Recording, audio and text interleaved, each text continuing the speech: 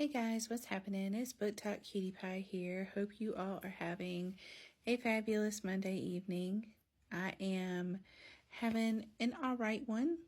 I am coming on tonight with a book review for A Curse of Breath and Blood by K.W. Foster. Now, I received this book a while ago. I know the ARCs went out a while ago, and this was an ARC review. And when I first found out about this book, I went into it probably hyping it up a little too much in my head. But it was going to be fantasy, romantasy. It had all of my top, or at least it had listed all of my top things that I look for in a book, like limit enemies to lovers, forced proximity, all this good stuff. And I gotta say, so before I begin, read your trigger warnings with this book. There are definite addiction issues, especially with our FMC, Aaliyah. I'm going to say that's how you say it, Aaliyah. But, drug and other addiction issues. So make sure you read those trigger warnings. Secondly, with most of my fantasy books, I don't expect world building to the level of like When the Moon Hatched, but I am looking for some pretty good world building because those of you guys who follow my page and know me pretty well, I use reading books as a form of escapism. So I want to be able to escape into that world. And I can't do that if the world building isn't very well fleshed out. And it's a bit critical, but I will say, in my opinion, the world building for this book and this series needs some more fleshing.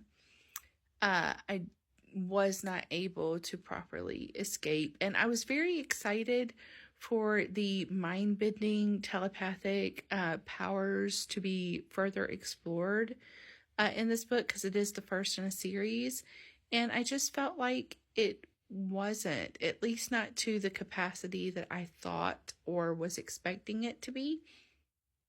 And another thing that somewhat irked me with this book is when I started reading it, it's a dual POV, and I totally thought it was going to end up, a lovers to enemies, enemies to lovers kind of thing, like a second chance. But no, there's another love interest, but that love interest isn't introduced till over half the book is done. And at the end, I felt it was very rushed and it was kind of forced feeling. And there was a big thing that happened at the end that I was like, oh, okay. So I'm wasn't my favorite. Aside from that, I wish that the side characters, the ones that were mentioned as kind of one-offs, I wish they weren't so forgettable.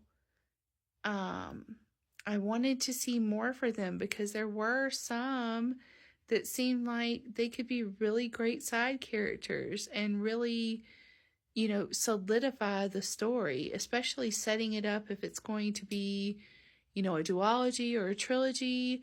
I don't know. I liked certain aspects of this book and I didn't like certain aspects of this book. So for this one, this book is a maybe for me. I did rate it 3 stars. I would give the spice probably a 2. It wasn't, I don't know. It was different. So I would say if you're geared more towards YA fantasy and more towards a real slow world building, then check this book out. But it wasn't, I'm not going to say it was a no for me, but it was a maybe for me. Yeah, maybe for me. I'll be quite honest, this book left me a little perplexed. So take with that what you will. Move on with your day. Have a wonderful evening, besties. This book, by the way, does come out tomorrow officially. So definitely check out the reviews, check those trigger warnings, and check it out and see if it is for you. All right. Bye, guys.